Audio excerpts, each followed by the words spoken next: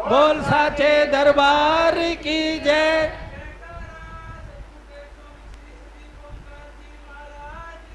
बोल साचे दरबार की जय।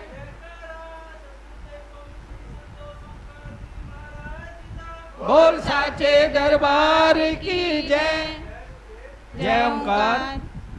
जय गुरुदेव। तेरे दरबारे आना क्या बात है, तेरे दरबारे आना क्या बात है, तेरी कृपा को पाना क्या बात है, तेरी कृपा को पाना क्या बात है, तेरे दर सर झुकाना क्या बात है, तेरे दर सर झुकाना क्या बात है, तेरे दरबार आना क्या बात है, तेरे दरबार आना क्या बात है। यूं ही दरबार में हाजरी भरती रहूं, तेरे दरबार यूं ही आती रहूं, तेरे गीत मैं तुझको सुनाती रहूं, तेरे गीत मैं तुझको सुनाती रहूं। दाता भरती रहूं मैं तेरी हाजरी, दाता भरती रहूं मैं तेरी हाजरी, तुम स्वीकार कर लो ये विनती मेरी, तुम स्वीकार कर लो ये विनती मेरी, तुम स्वीकार कर लो ये विनती मेरी, तेरा वरदान पाना क्या बात है, तेरा वरदान पाना क्या बात है, तेरे दरबार आना क्या बात है, तेरे दरबार आना क्या बात है, तेरी कृपा को पाना क्या बात है, तेरी कृपा को पाना क्या बात है, तेरे दर से झुकाना क्या बात है, तेरे दर से झुकाना क्या बात है, तेरा दरबार दरबारों में एक है, तेरा दरबार दरबारों में एक है, जैसे चंदा सितारों में एक है, जैसे चंदा सितारों में एक है, सारी दुनिया में तुझसा कोई दानी नहीं, सारी दुनिया में तुझसा कोई दानी नहीं, तेरे बराबर कोई महाज्ञानी नहीं, तेरे बराबर कोई महाज्ञानी नहीं, तेरी भेंटा ले आना क्या बात है, तेरी भेंटा ले आना क्या बात है, तेरे दरबार आना क्या बात है, तेरे दरबार आना क्या बात है, तेरी कृपा को पाना क्या बात है, तेरी कृपा को पाना क्या बात है, तेरे दर से झुकाना क्या बात है, तेरे दर से झुकाना क्या बात है, तेरा दरबार दुनिया से न्यारा है ये, तेरा दरबार दुनिया से न्यारा है ये, तेरे बच्चों को प्राणों से प्यारा है ये, तेरे बच्चों को प्राणों से प्यारा है ये, तेरे जैसा कोई भी दाता नहीं, तेरे जैसा ये कोई भी दाता नहीं, तेरे बराबर और विद्वानों में तुझसा ज्ञाता नहीं, और विद्वानों में तुझसा ज्ञाता नहीं, और विद्वानों में तुझसा ज्ञाता नहीं, और विद्वानों में तुझसा ज्ञाता नहीं, तेरा वरदान पाना क्या बात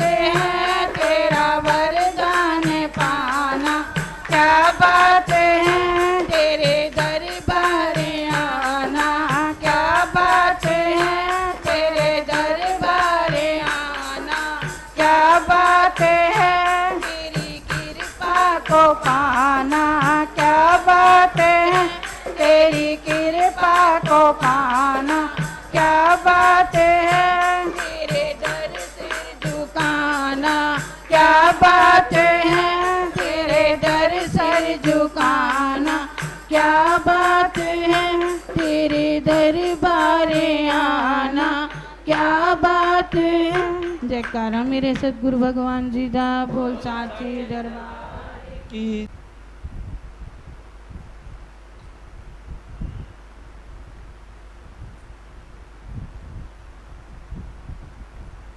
प्यारे बालकों,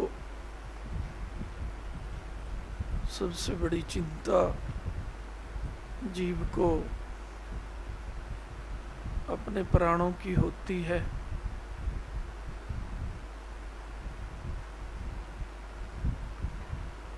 और जो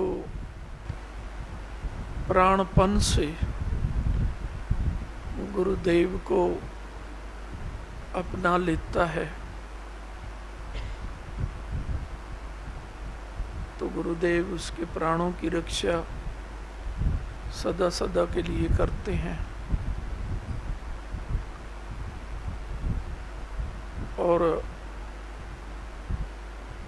प्राणों को आशीर्वाद दे के रखते हैं।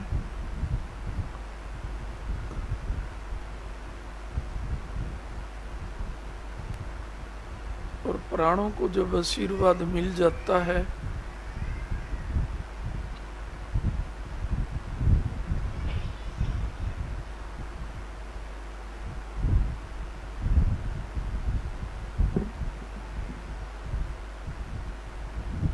तो उसके प्राण ही उसे गुरु याद दिलाने लग जाते हैं। जब भी प्राणों की ओर ध्यान जाता है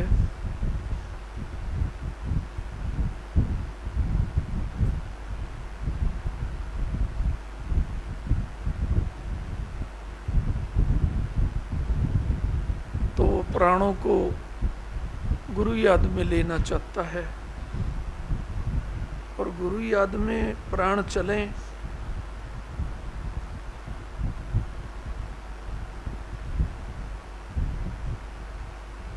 ये तो सतगुरु भगवान का सबसे बड़ा आशीर्वाद होता है। और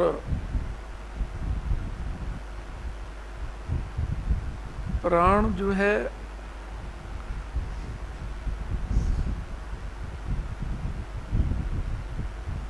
हमारी रक्षा करते हैं। जब प्राणों में गुरु प्यार की रक्षा होती है, अब प्राणों को बचाने के लिए जीव पता नहीं क्या क्या करता है, लेकिन बचा नहीं पाता अपने प्राणों को।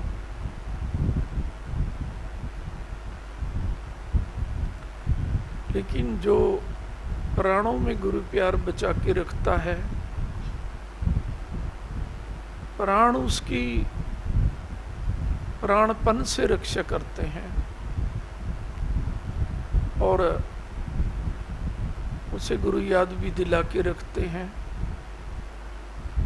और गुरु याद में चल रहे प्राण इंसान को ये संदेश देते रहते हैं कि कम से कम तू प्राणों की चिंता तो ना कर, तेरे प्राण गुरु याद में चल रहे हैं। और गुरु याद में प्राण चलते हुए तो समय से पहले किसी के प्राणों की हानि हुई नहीं, और समय जब पूरा हो जाता है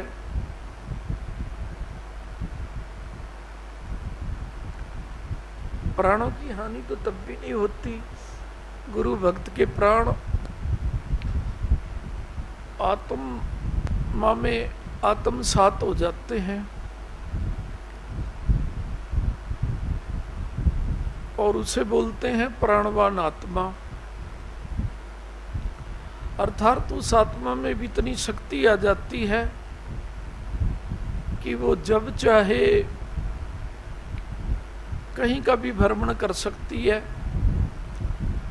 अब आप यात्रा कर रहे हो तो आपको शरीर को साथ में ले जाना पड़ेगा, लेकिन शरीर छोड़ने के बाद जो प्राणपन से गुरुदेव को याद करता है उसके प्राण भी आत्मा में समाहित हो जाते हैं और वो कहीं की भी यात्रा कर सकता है।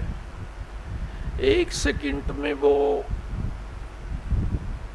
हजारों किलोमीटर की यात्रा कर लेता है।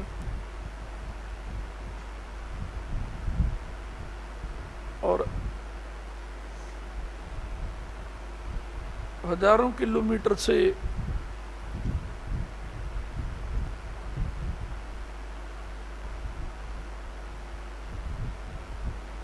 हमारी रक्षा भी कर लेती है ऐसी आत्मा।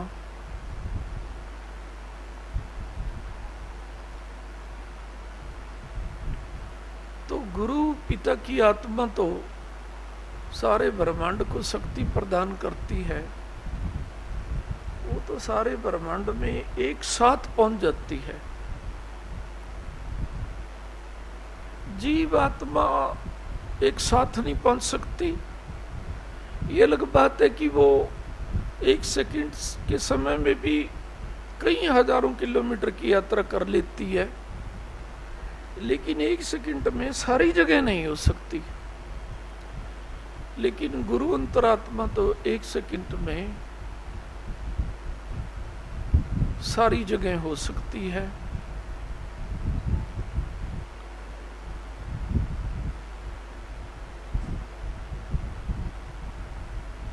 और जो आत्मा सभी जगह विराजमान रहती है उसे हम गुरु ज्योत कहते हैं।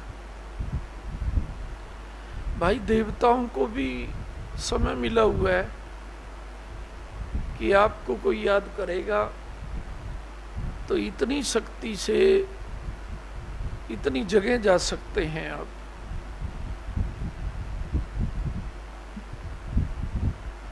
अब तीनों लोकों से ऊपर तो देवी देवता जा भी नहीं सकते।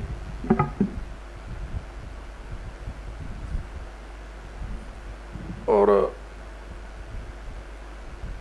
तीनों लोकों से बाहर देख भी नहीं सकते। जाना तो अलग बात है। और लोग तो काफी हैं भाई बहनों।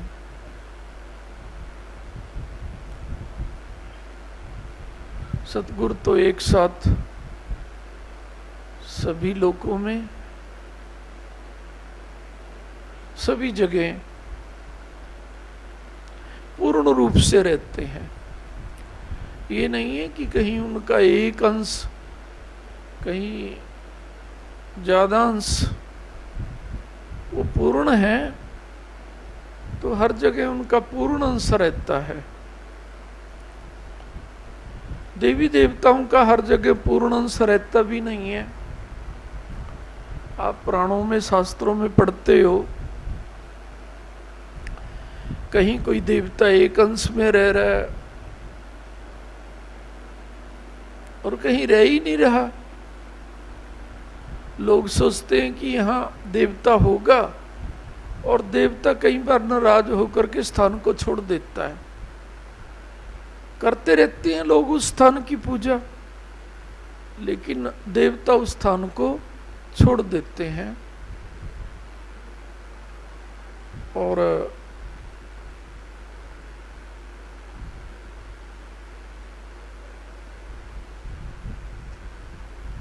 नारायण तो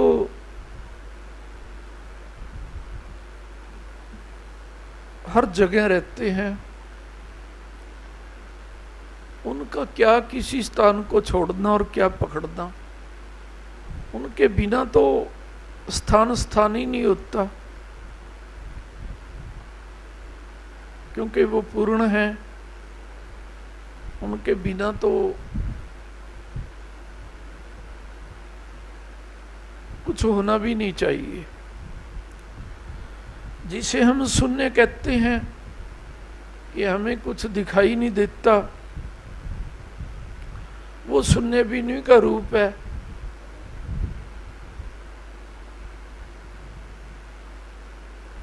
तो जो स्थान शून्य हो जाता है हम कहते हैं खाली है, लेकिन गुरु भगवान तो शून्य में भी शून्य बन के रहते हैं, अर्थात तो वहां भी शून्य रूप में अपनी पूर्ण शक्ति रखते हैं, जिसे हम खाली स्थान बोलते हैं। अब जब सारी जगह उनका पसारा है, तो जो हृदय उनको अपना लेता है उसको तो वो स्वयं अपना लेते हैं, और जिस हृदय को वो स्वयं अपना लेते हैं वो गुरु की याद देते सबसे बड़ी शक्ति के रूप में। आप यदि अपने गुरु को सबसे बड़ी शक्ति के रूप में याद कर रहे हैं तो गुरुदेव ने हमारे हृदय को अपना लिया है। और यदि हम नहीं देख रहे, हो सकता है हमने अपनाया वो गुरु को अपने स्वार्थों के लिए, और हो सकता है निस्वार्थ भी अपनाया हुआ हो कि चलो गुरु तो गुरु होते हैं, लेकिन पूर्ण रूप से नहीं अपनाया हुआ, और जिनमें समर्थ भी नहीं है गुरुदेव की आत्मा को अपने हृदय में पूर्ण रूप से बसा ले। लेकिन गुरु जो तो सर्वसमर्थ होती है, जब जीव पे कृपा करती है तो अपना प्यार दे देती है और पूर्ण रूप से अपना बना लेती है। मैं तो हूं पूर्ण रूप से अपने गुरुदेव का। इसका सीधा मतलब क्या है? गुरुदेव ने मुझे अपनाया हुआ है। गुरुदेव किसी को ना अपनाए तो गुरुदेव को पूर्ण गुरु तो सारे ही कहते हैं। कौन नहीं कहता? जिनके गुरु पूर्ण नहीं होते, जिनके गुरु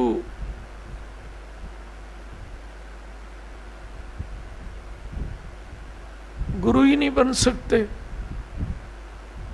पूर्ण गुरु तो दूर की बात है, उनके शिष्य भी अपने गुरुओं को पूर्ण गुरु कहते हैं।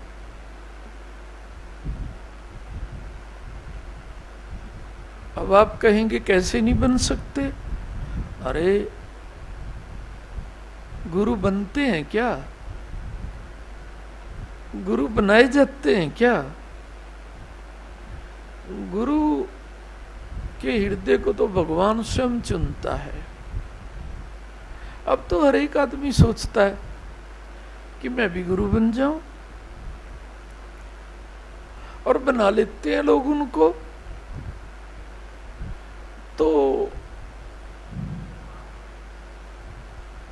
हर किसी को गुरु बनाना भी नहीं चाहिए।